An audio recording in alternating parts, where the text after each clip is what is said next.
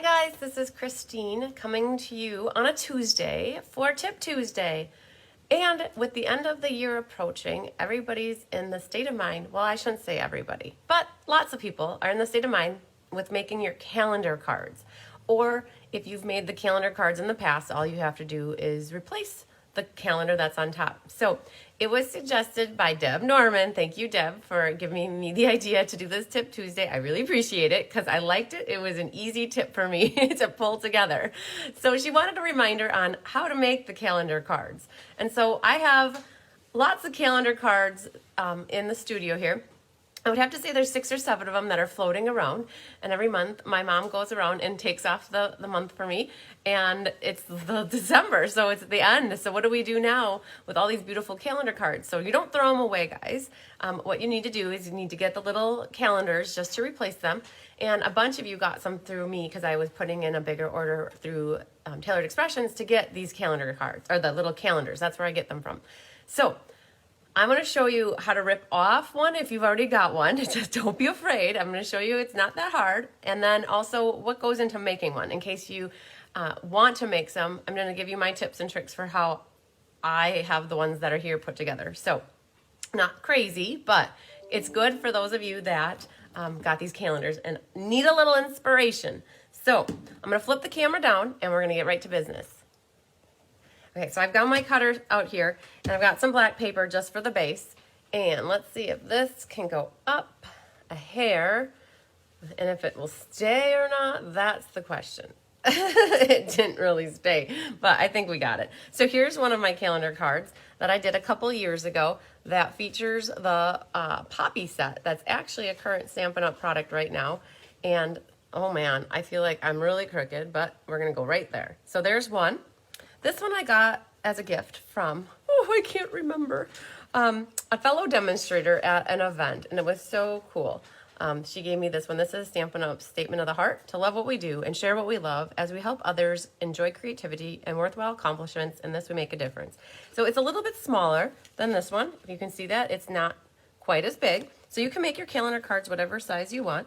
This is one that I did last year, Make Today Ridiculously Awesome. Slightly different, but around the same concept. And then here's one that I did last year, I believe. So little ladybug on there. And so this actually is still current as well. So this is that Dandelion Gardens or Dandy Gardens or something like that, Dragonfly Gardens. So, okay. And I always like to put something on the back so that you could write a message to the person that you're giving it to. I think I did the same thing on this one so that you can write something, you could stamp a sentiment there. Now this person didn't put anything on the back. And I'd like to also point out, there's a couple different ways that you can do the bases like this, but you do need something to hold the card together. So I still want to see if I can get that straight. It looks crooked to me. So here is one, and this one's the same way, like this. But then these two are going to be different. I did mine slightly different. I use less paper because you don't really see it anyways. I mean, the concept is just to connect these two flaps of paper, and then this one is the same way. So just uses a little less paper than those. But let's get started with, well, what do we need first? We need the base. And the base is 11 by 4 1/4, or in this case, it was a little bit smaller, so you guys can shrink them. You can't really expand them unless you have 12 by 12 paper. So I'm just going to cut off 4 1/4 here because that's half of a sheet of paper. So we got 4 1/4. I'm gonna set this off to the side. I might use that actually. And then we need to score it at 5 1/2, which is half of 11. So take that, make sure you use the scoring one and not the cutting one, and just put a score mark right in the middle. So then that is ultimately what you're going to use for a base. Okay, now, if you wanted to make a kind of a calendar card where it flips up and it's a horizontal, you could do that too. It's not crazy, just however you picture having your calendar card, that's how you're gonna do it.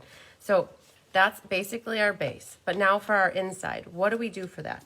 I've got different notes, but ultimately, like if you look at this one, the inside is just a hair thinner than 4 1/4 so that it doesn't stick over the edges. And this one, if I measure, this is 1 1/2 inches, 1 1/2 inches, and then the flap up in the inside's a 1/2 and a 1/2. So that makes 4 inches. So 4 by 4 1/4. So let's do one like that. So we have here, let's see if that's 4 1/4. Oh, it is. Look at that. So that's 4 1/4 by 4. So this is going to give us one that goes, it spans the length of it. And we could even use this for the other, I can show you. So what we need to do now, this is 4 1/4, we need to flip it. And we need to score at a 1/2 inch. I got little scrappers there. A 1/2 inch there, okay. And then it was 1 1/2. So it's a 1/2 inch from each side. So let's flip this and get our 1/2 inches, so we get them done. And then it was 1 1/2 and 1 1/2. It was 1 1/2. Let's look at this. Half, so 2, it's at 2. So we just go right to 2, which is our middle point, right? 1/2 of 4 is 2. So now we have the middle, and then this goes up, this goes up, okay? So that's basically what we created. And now what's gonna happen is, I did it wrong. I think it goes like, let's look at this one. Sometimes it's good to look at the other one. So, and I did something wrong. Let's see here. Is it, like, did I score the wrong side, you guys? Let's just see here. Maybe I did.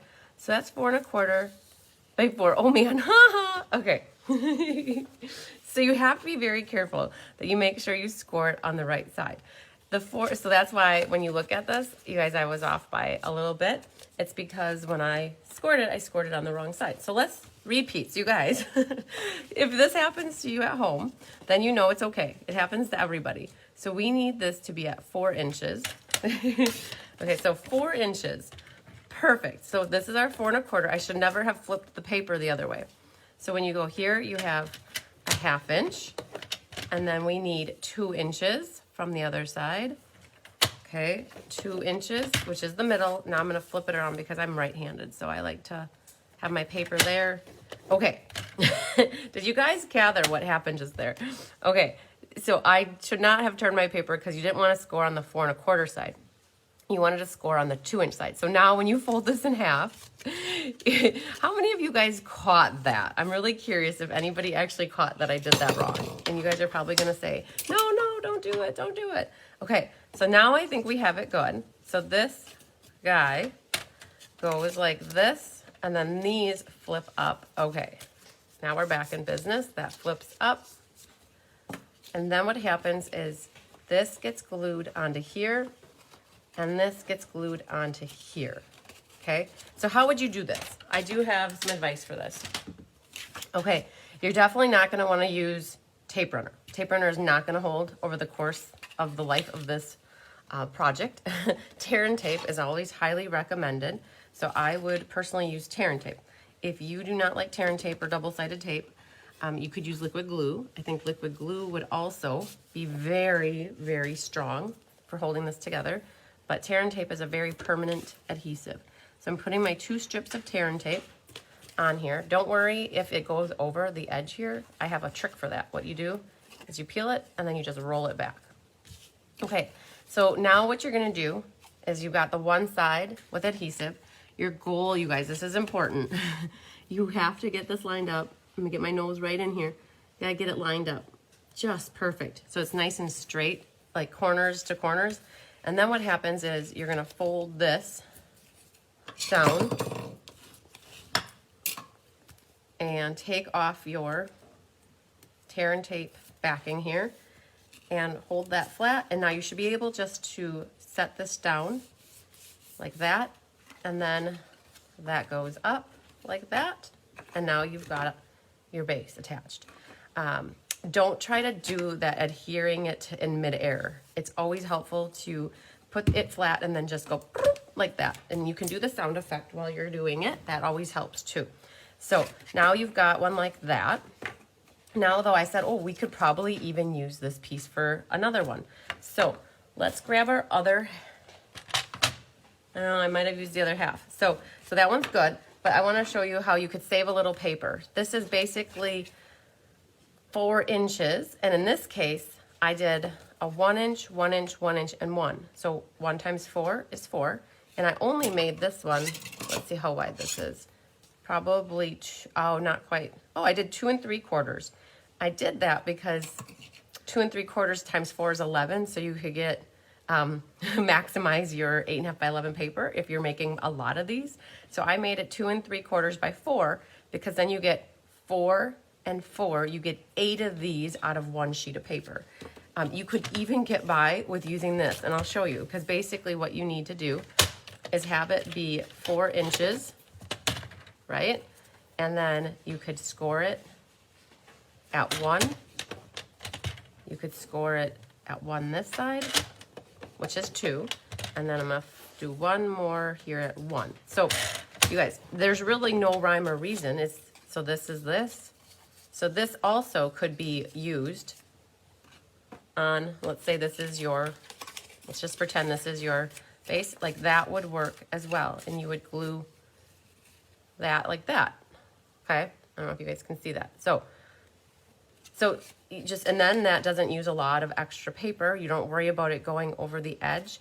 And again, what I would do is put an adhesive here, and I'd attach it, fold this shut, put glue there, and then just shut it, right? So that's a trick for using something a little bit smaller that looks like that. So now when it comes to decorating, you guys, it's just like making a card. What do you want to use?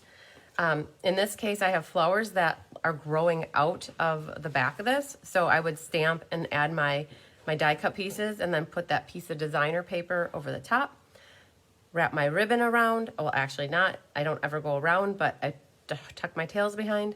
And then the calendar goes at the bottom. How I would do the calendar is I would definitely use tear and tape. So I have one here. Be on the back side here, I'm going to run 3 strips of tear and tape like that. Liquid glue works, any kind of permanent glue. You just don't want to use like I'm nothing against mono adhesive tape runner, except for it doesn't work for the long term. So you do want to use something that is very strong, and that is not the strongest adhesive you could use. So let's find one of these here. So I'm going to change my calendar already. So if you already got a calendar that you've made and you want to, let's say, oh man, it's January 1st, we need to get rid of this and it's gone.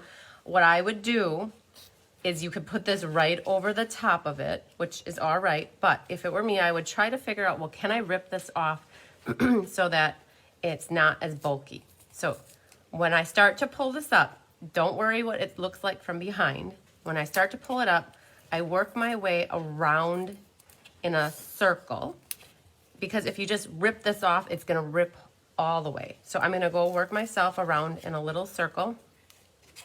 Now going right over the top of it is probably the easiest, but I'm gonna go around in a circle and pulling in, because you can see that the adhesive doesn't go around to the edge, so it shouldn't pull up the designer paper that is around the perimeter.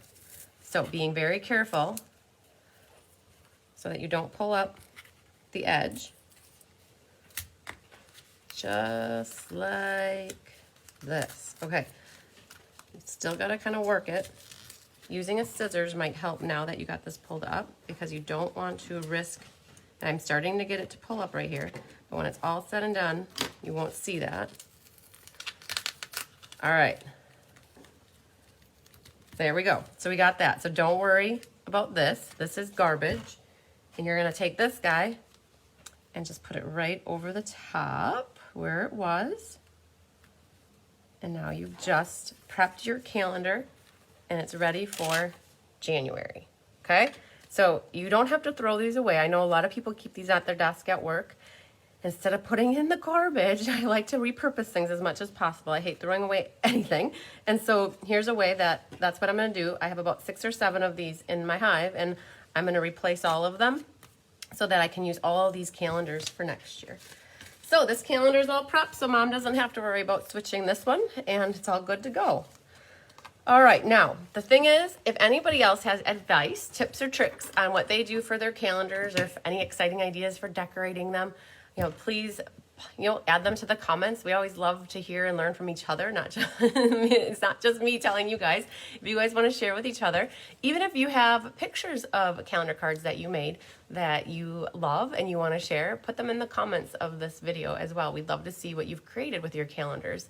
I challenge you guys. I really want to see what you guys have made for calendars, and you can make them. You guys see this any size. If you have 12 by 12 paper, you can make something that is 6 inches tall by whatever wide. And again, you can make them horizontal, you can make them vertical, and it's just having something that connects the base, or like the legs, I guess, of the card, so that it can't go bloop like that. So you need it to be able to stay together. And then mainly also, you guys, just getting these little calendars. I had a couple people that reached out to me and told me there was a nice sale on Tailored Expressions a couple weeks ago. So I was able to get a nice little deal on them. I usually would have gotten them on Black Friday when they have a good deal, but this was an even better deal. So I'm set on calendars now. I'm so excited, and I hope that you guys make some calendar cards. If you don't have these little calendar cards, you could also there's a stamp set in the annual catalog that is for making calendars as well. And we were talking about it the other night, that you could use that along with some Post-it notes, I think. And you could stamp that calendar on Post-it notes and use Post-it notes and make your own little calendar. So lots of ideas and options. And if you guys want to share whatever you have, I would love to see it. So lots of sunshine and love it. Hugs to you guys. Stay tuned for Thursday for Kelly with Technique Thursday. And then we'll see you Thursday night for class, the monthly, the monthly December card making class. Also, reminder, tomorrow, the 8th of December, there's free shipping on all orders $50 or more. The order has to start tomorrow. It can't be an order that you have like a workshop that you started. It has to be started with a date of tomorrow. So any orders over $50 get free shipping, and then you could use it for a free class with me in either December or January. So if you have any questions, you guys always know to reach out. You can catch me on email, Facebook, Messenger, phone, text, all the good stuff. So I'm here to help. All right, lots of sunshine. Love it. Hugs, you guys. Bye.